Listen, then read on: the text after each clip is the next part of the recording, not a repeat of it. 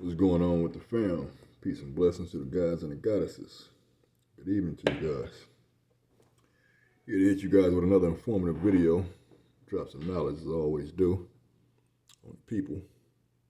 But I got a couple of words for you, the etymology of some of these words we're going to go over. Also going to go over a couple of scriptures tonight pertaining to some of these words.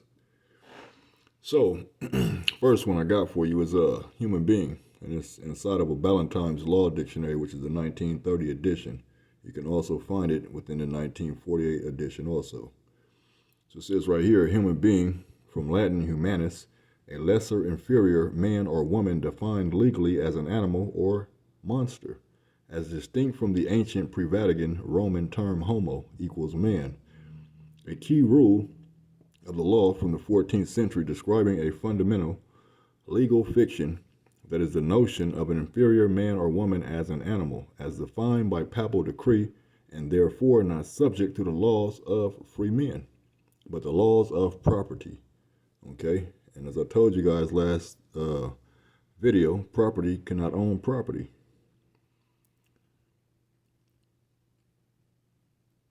So that's what your creator, your colonizers told you. This is what your creator is telling you guys, all right? This is in the good book, Psalms 82:6. I have said, you are gods. Did he say you were human beings, or did he say you guys were gods? And all of you are children of the Most High. So he never deemed you, okay, human beings, monsters, animals, beasts of the field, creatures of the field. He said you guys were gods, and all of you are children of the Most High.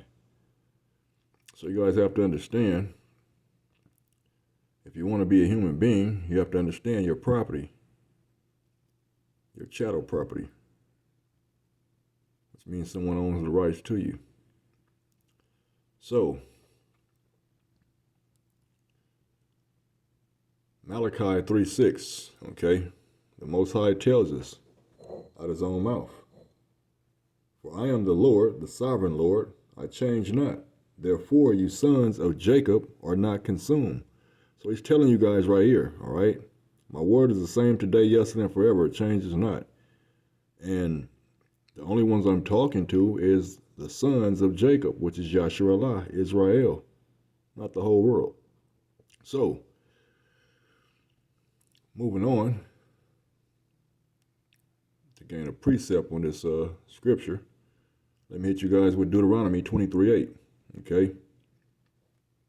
It says, when the Most High divided to the nations their inheritance, when he separated the sons of Adam, he set the bounds of the people according to the number of the children of who? Of Israel, not the whole world. Okay? You have to understand, he only claimed one people. Out of the 70 nations of this entire world, he only claimed one nation. One people. So, this is why he gave his people this scripture. Okay, notice how he says, my people. So this is Hosea 4:6. My people are destroyed for lack of knowledge. Because thou hast rejected knowledge, I will also reject thee, that thou shalt be no priest to me.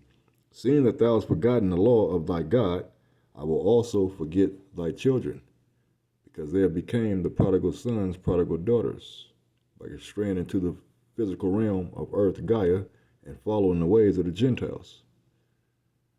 So, this is the Most High's children, okay, which are the true Americans.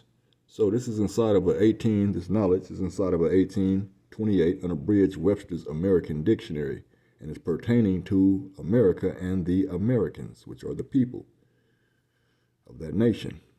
A native of America originally applied to the Aboriginals, or copper-colored races, found here by the Europeans, but now applied to the descendants of the Europeans born in America. So the original people are the so-called Negroes, but they have forgotten that they are not black and can never be black, because it tells you right here, they're copper-colored.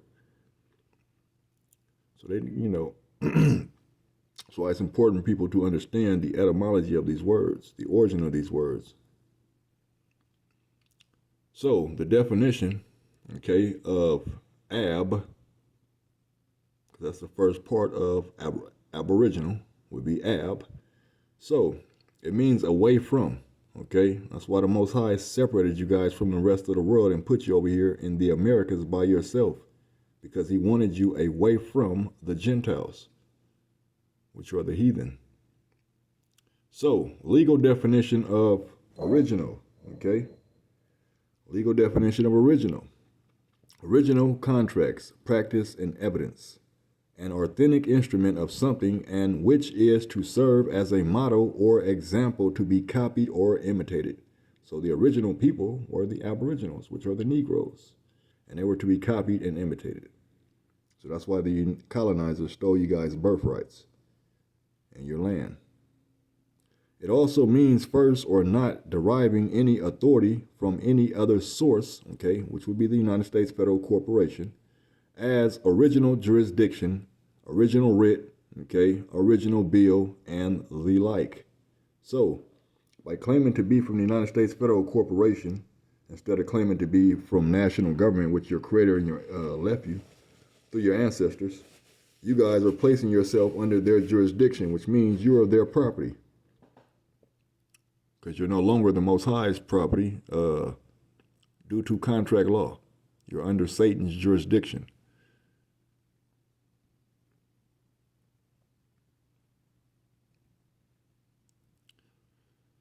So, here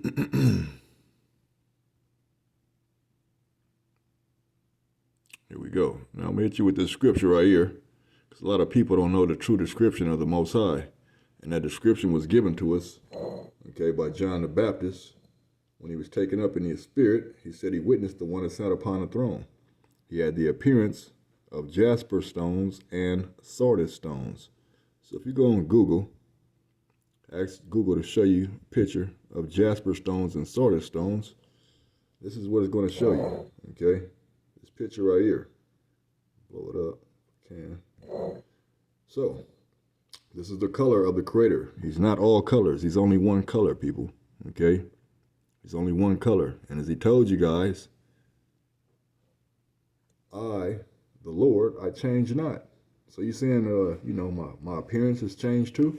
Because I told you from the gate in the Old Testament, I will never change. I will always remain the same.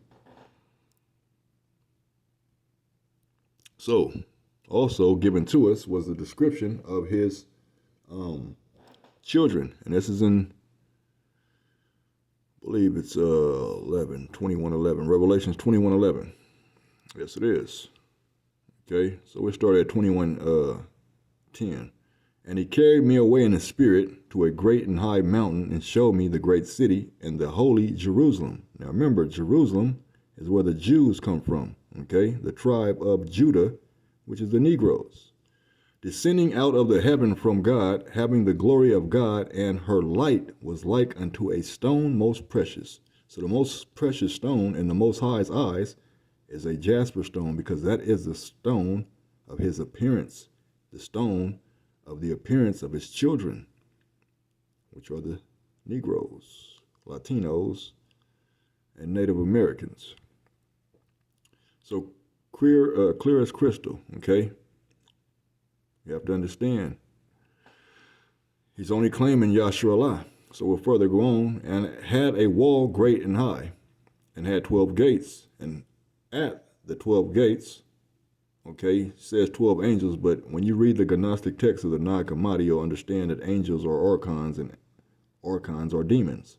So you don't have 12 angels, brothers and sisters. You have 12 gods standing at the gates, okay, because the Most High only creates gods. He does not create anything else. And the names written thereon, which are of the names of the 12 tribes of the children of Israel. So you guys have been marked from birth, okay? The Most High owns you. You're his property for all eternity. That's why he told you guys you would be sold as bondsmen and bondswomen, but no man or no woman could buy you, because you are property of the Most High. So their appearance is all through the Bible, okay? All you have to do is seek and you shall find. Ask and you shall receive. Knock and the door shall be open. So this is Revelations 2:9. Once again, the Most High is speaking to you. I know thy works, okay? Thy works. Who is working like a Hebrew slave? Negroes, Latinos, and Native Americans. And the tribulation and poverty, but thou